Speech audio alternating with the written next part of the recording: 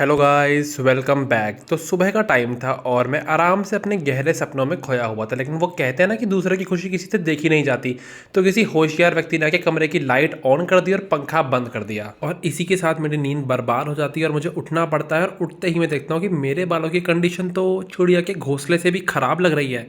ऐसा लग रहा है दो तीन चिड़िया की लड़ाई हुई है इसके अंदर ही। और उसके बाद मैं और मेरी बहन निकल पड़ते हैं अपने रोज के मजदूरी के काम पे, मेरा मतलब स्कूटी प्रैक्टिस सेशन के लिए। और उसके बाद वहां पहुंचकर ऐसी प्रैक्टिस हुई है कि मेरे पास बोलने के लिए शब्द ही नहीं बचे हैं। अपनी तरफ स्कूटी को आड़ा देख कोई बाप बेटी खड़े थे वहां, और भाई दोनों ने कूद कर अपनी जान बचाई है। उसके बाद हमारे जैसा ही एक और अनाड़ी ड्राइवर सामने से आ रहा था, और भाई गाड़ी और स्कूटी की टक्कर होते होते बची बस। थोड़ी ही देर बाद मैं देखता हूँ कि आसपास के सारे झोला छाप ड्राइवर वहीं आ गए थे आज प्रैक्टिस करने। चल किसी से नहीं पा रही थी, लेकिन सबके अंदर गाड़ी चलाने का कीड़ा जरूर था। उसके बाद जैसे ही हम घर आते हैं मैं देखता हूँ मेरी बहन नाश्ते पर टूट के पड़ती है। तो मैं उससे पूछता हूँ, ऐसा तुमने कौन सा तीर मारा है, ऐसा तुमने कौन सा मेहनत का काम किया है आज जो तुम ऐसे खाने को कुंभकर्ण की तरह पेले जा रही हो।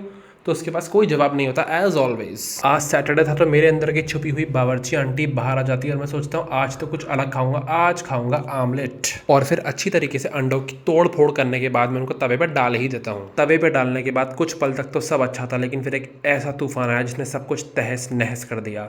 आप में से किसी काली जुबान वाले की नजर लग गई और मेरे अच्छे खासे ऑमलेट के परखच्चे उठ गए, टुकड़े टुकड़े हो गया वो। इतना सब कुछ होने के बाद भी मैंने हार नहीं मानी, मैंने अपनी हिम्मत नहीं टूटने दी। मैं अंडों को तोड़ता गया और उनसे ऑमलेट बनाता गया, और पानी की एक बूंद पिए बिना मैं मेहनत करता रहा, और आखिरकार मैंने दो चांद जैसे गोल ऑमलेट बना ही डाले। नाश्ता करने के बाद जैसे ही मैं ऊपर पहुंचता हूँ मम्मी गोरेका से कुछ कह रही होती है, तो मैं भी कह देता हूँ कि हाँ मम्मी, आजकल के सारे बच्चे किसी काम के नहीं है, सब बेकार है। इतने में ही मम्मी और गोरेका एक टीम में हो जाते हैं, मेरे से कहते हैं कि बेकार होगा तू, मेरी बेटी को कुछ मत कह दियो। मैंने कहा बताओ भाई साहब, कल तो दोनों लड़ रही थी और आज एक टीम में हो गई दोनों, क्या दोगलागिरी है। फिर थोड़ी ही देर बाद मैं बाबा से कहता हूँ, बाबा बहुत दिन हो गए आपने भी मटर गश्ती नहीं करी, चलो हम दोनों चलते हैं और थोड़ी देर मस्ती खोरी करके आते हैं बाहर। लेकिन हमने कोई मस्ती खोरी नहीं करी, हम बहुत जरूरी काम से पोस्ट ऑफिस गए और वहां जाते ही हमने वहां के कर्मचारियों को हड़काया।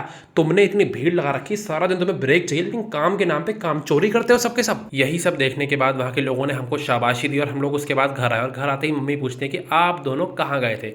मैंने कहा मम्मी, हम दोनों बहुत जरूरी समाज सेवा के काम से गए थे। उसके बाद मम्मी ने मुझे बुला के कहा, बेटा तू बिल्कुल नहाने मत जाइयो, पंडित जी आने ही वाले हैं थोड़ी देर में, वो जब मुहूर्त निकालेंगे तू तभी नहाने जाएगा। और उसके बाद मेरे नहाने का कार्यक्रम स्टार्ट होता है। पहले मैं करता हूँ शेविंग और बन जाता हूँ बिल्कुल चिकना, और उसके बाद पानी में छपाक छपाक करने के बाद 2.5 घंटा बाथरूम में बिताने के बाद पूरी टंकी खाली करने के बाद मैं नहा धोकर बाहर आता हूँ। उसके बाद मैं शांति से 2 मिनट बैठा ही था, लेकिन मेरी 2 पल की शांति भी किसी से देखी नहीं गई। तो मम्मी ने मुझे नीचे बुला लिया। मैंने पूछा मम्मी क्या समस्या है आखिर। तो मम्मी कहती है बेटा, मेरी समस्या, मेरी जीवन की सबसे बड़ी समस्या तो तू ही है। ये बात सुन के दादू भी मेरे ऊपर हंसने लगे। उसके बाद अपना दुखड़ा सुनाने के लिए मैं अपनी बहन के पास ऊपर चला जाता हूँ और उसको बताता हूँ कि किस तरीके से नीचे मेरी बेइज्जती की गई है। लेकिन मेरी सारी बातें सुनने के बाद वो कहती है यू डिजर्व्ड इट। मैं बोलता हूँ बताओ भाई साहब, इंग्लिश के पेपर के टाइम तो हवा निकल जाती है, लेकिन अब सारी अंग्रेजी निकल निकल के बाहर आ रही है। You don't deserve it. अच्छा डिजर्व की बच्ची। इसी तरह हमारा हल्ला गुल्ला सुनने के बाद मम्मी खुद ही ऊपर आ जाती है, और उसके बाद हम दोनों भाई बहन वहां से दुम दबाकर भाग खड़े होते हैं। और नीचे भाग के आने के बाद मुझे याद आता है कि भाई मुझे तो आज रील भी शूट करनी है। और कैमरा खुलते ही मेरे अंदर चंद्रकला चमेली नाम की डायन आ जाती है। और उसके बाद मैंने ऐसे ऐसे तमाशे करे हैं कि कोई भी देखता तो सोचता कि ये लड़का तो पूरी तरह सठिया चुका है। लेकिन मुझसे भी जरा फूल व्यक्ति उस रूम में पहले से ही मौजूद था। जी हाँ, आप सही समझे हैं, मेरी प्यारी बहन। इतनी सारी कुर्सियां होने के बाद भी वो टेबल पर चढ़ के बैठ गई। तो मैंने कहा बताओ भाई साहब, ये कौन सा आवाराओं वाला स्टाइल है। और 1 घंटा धमा चौकड़ी करने के बाद बाबूजी निकल पड़े कड़कड़ाती धूप में ही अपने जिम की तरफ। एक्चुअली बेरोजगार कम्युनिटी की रूल बुक में यही लिखा है कि 5 बजते ही शाम के आपको जिम भाग जाना है। और आज मैंने करी थी कंधों की कसरत। और अगर कोई अंग्रेजी का ठेकेदार भी ना समझ पाया हो तो उनके लिए भी बोल देता हूँ, today I trained my shoulders. Gym में इतनी गधा मजदूरी करने के बाद हालत तो खराब थी, लेकिन रिजल्ट्स आप लोग की आंखों के सामने हैं। जी हाँ, मेरी ऋतिक मोशन वाली बॉडी आप ध्यान से देखिएगा।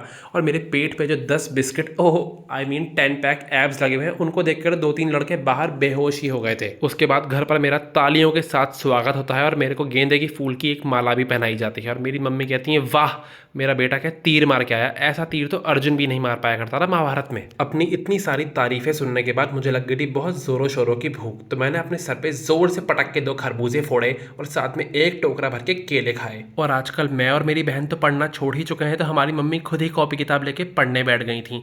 मैंने उनसे कहा, मम्मी आपको जितनी देर पढ़ना है उतनी देर पढ़ो, पढ़ते पढ़ते एक दिन सफलता आपकी कदम जरूर चूमेगी। लेकिन फिर मैंने डांटा उनको, मैंने कहा पढ़ते पढ़ते बीच में फोन चलाना बिगड़े बच्चों के लक्षण है, ये ठीक बात नहीं है बिल्कुल भी। और इन बेकार की बातों पे 4 चांटे खाने के बाद मैं चुपचाप से अपना दूध और सेब लेके बैठ गया था खाने के लिए। खाना वगैरह निपटाकर जब मैं ऊपर गया मैंने देखा मेरी बहन एक टाइम पे 4 काम कर रही है। वो लैपटॉप भी देख रही है, आइसक्रीम भी खा रही है और साथ में पेंटिंग भी कर रही है।